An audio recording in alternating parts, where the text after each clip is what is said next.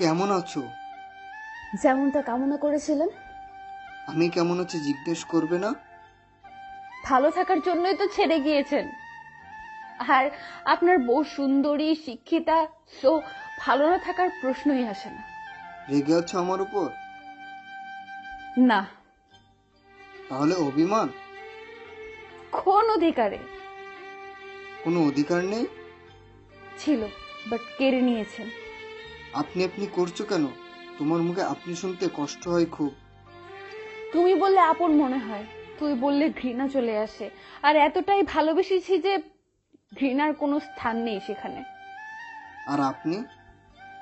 আপনাকে সম্মান করে। নাকি তাচ্ছিল্য? হাসালেন। সেই ক্ষমতা কি আর আমার আছে?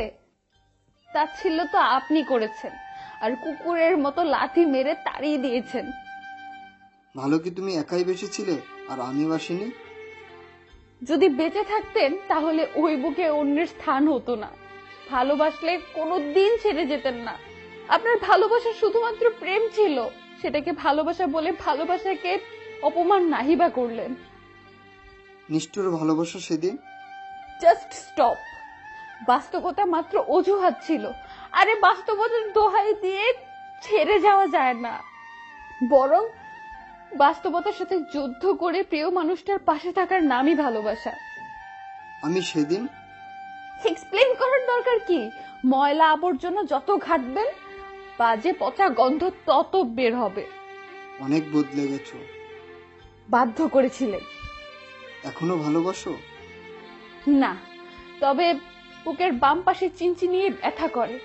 হয়তো দীর্ঘদিনের ব্যথা তো, ক্ষত হয়ে গেছে, তাই ব্যথা সারছে না। আমাকে ক্ষমা করে দেওয়া যায় না? যখন সারাদিন অফিস করে ক্লান্ত হয়ে বাসায় আসবেন, তখন আমি আপনার বুকের মধ্যে শক্ত করে ধরে সব ক্লান্তি দূর করে দেব, নিজের হাতে খাইয়ে দিব। প্রতি রাতে আপনার বুকে মাথা রেখে আমার প্রতিটা রাত পার করব। আমার প্রতিটা দিন শুরু হবে আপনার ছোঁয়ায়, প্রতিটা রাত শেষ হবে আপনার আদরে। আপনার উপর শুধু আমার অধিকার, শুধু আমার। কিন্তু আপনি সে অধিকার থেকে আমার খুব সহজে বঞ্চিত করে দিলেন। কেন? চাওয়াটুকু কি খুব বেশি ছিল? হাত ধরে পথ চলার রাস্তাটাও গুছিয়ে নিয়েছিলাম দুজনে। হঠাৎ করে নিজের ভালোটা বুঝতে শিখে গিয়েছিলেন আরো কাউকে ভালো পাওয়ার আশায়। সেই সত্যি পাশেই যখন থাকবেন না, তবে স্বপ্ন কেন দেখিয়েছিলেন? মাঝ নদীতে এসে কেন হাতটা ছেড়ে দিলেন?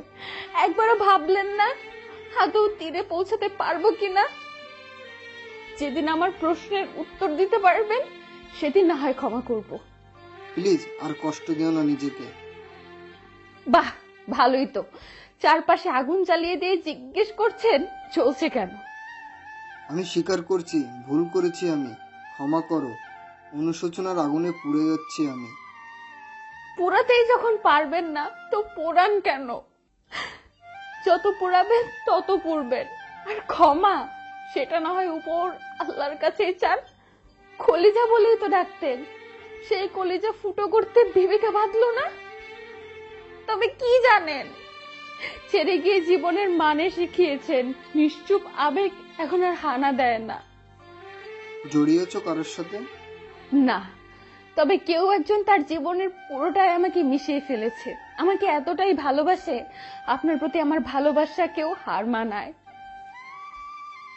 ভালোবাসাটাই তো দূরের কথা, ততটা ভালো ব্যবহার করি না। সব জানার পরেও ছেড়ে যায় না, কষ্ট পেয়ে কান্নাও করে, আবার কান্না লুকিয়ে রেখেও কথা বলার চেষ্টা করে। তবুও কখনো চোখের জল মুছতে দিতে দেয়নি। সব বুঝতে পারি, মাঝে মাঝে ইচ্ছা হয় সব ভুলে আপন করিনি, কিন্তু তখনই আপনার পৈশাচিক মুখটা ভেসে ওঠে। মনে পড়ে বিশ্বাসঘাতকতা। বলি আমাকে ছেড়ে যাও, সে বলে তোমার খেয়াল রাখার জন্য হলেও সারা জীবন থাকতে চাই। মেনে নাও তাকে। যদি আবার ভেঙে দেয় মনটা? হয়তো আমি তোমার পারফেক্ট ছিলাম না, তাই আল্লাহ আমাদেরকে আলাদা করে দিয়েছে। হয়তো চেষ্টা করব, আর যদি না পারি, এই প্রতারণার আগুন জ্বলবে সারা জীবন এই হৃদয়ে। আর জ্বলবে সেই মানুষটা যে অসম্ভব ভালোবাসে আমাকে। বন্ধুরা, আমাদের পরবর্তী ভিডিও সবার আগে দেখার জন্য আপনাদের অনুরোধ রইল। যদি পরবর্তীতে দেখতে চান তাহলে আমাদের চ্যানেলটি সাবস্ক্রাইব করে পাশে থাকবেন।